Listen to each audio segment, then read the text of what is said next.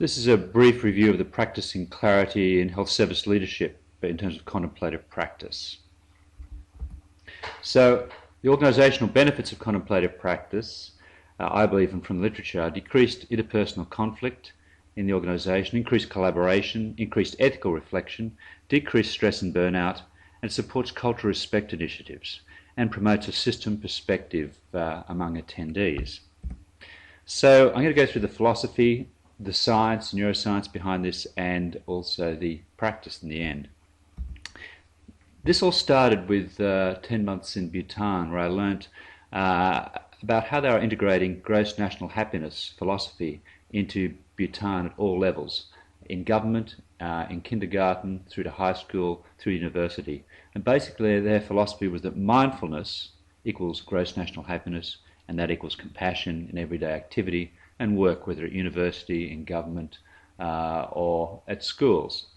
And I guess I'd had 10 years in contemplative practice experience prior to this, and it made sense. And then we built this into our programs, teaching public health in Bhutan, and then experimented with it again at the population health unit in Wallsend, and it worked very well. Reviews were great.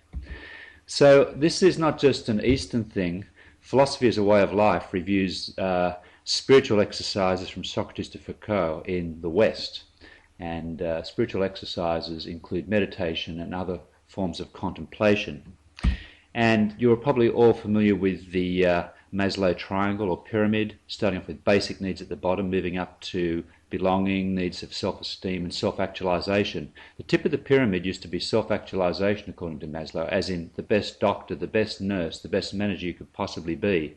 But in later years he refined that to another high level in the pyramid, which was self-transcendence. Now, in some ways, spirituality in a non-religious form may be referred to as self-transcendence, as in something that transcends the individual ego, makes you able to be the best you can be, rather for you, but for the world. So it's kind of transcending the ego in the service of a greater society.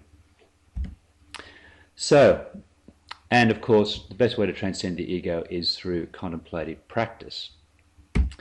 Neuroscience. Roger Sperry did a lot of split brain research. When he split the brain, he found the right and left brain behave very differently, and he felt that modern society discriminated against the right hemisphere. A simplistic way of looking at the right hemisphere is that it's broad and expansive in its attention. It takes in context, it's holistic, it's embodied in the here and now, it observes, it's communitarian, it's into being, experience is real. It doesn't filter or interpret it so much as just it's there.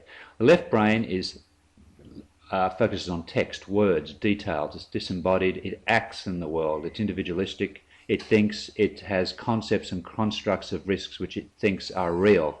And it's this approach which has to occur in balance. It's when we're either too much left brain or right brain that we have problems. This is very simplistic, but the important part of this model is that meditation moves us from the left brain into the right brain and manages to balance these two aspects much more appropriately.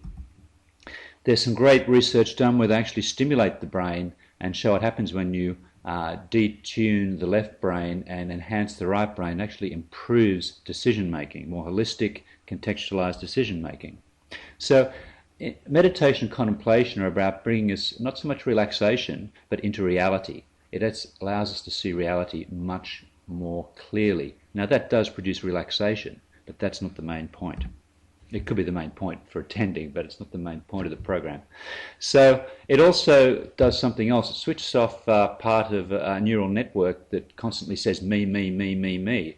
That listens to what everyone is saying, what looks at any document, looks at any program and says, what does this do for me? And turns us into a more transcendent, less ego-bound, less me, me, me person. And again, that reduces stress and improves organisational practice and collaboration. So the practice, well, we're talking about, if you look at the bottom of this slide, we see meditation at the bottom as the foundation and contemplation as the activity within the meditation. We go into meditation to achieve a state of non-distraction and increase awareness. We may use mindfulness meditation, watching our breath. But then within the contemplation we do a focused thinking on a particular topic or question in this meditative state. Now this is a practice that is common to Eastern Buddhist religions and practices and philosophy, but it is also there as far back as Plato's Academy in the West and in 20th century philosophy, but it tends to have been lost as an activity in modern Western philosophical university courses. So we contemplate analytically, left brain, then we drop it, and this is where the wisdom comes in. We consider the question without concept, without thinking. This is an unusual concept for most Westerners, but it's very common in Eastern traditions and in Greco-Roman philosophy. That's something lost to us mostly now. But we'll do this in our practice.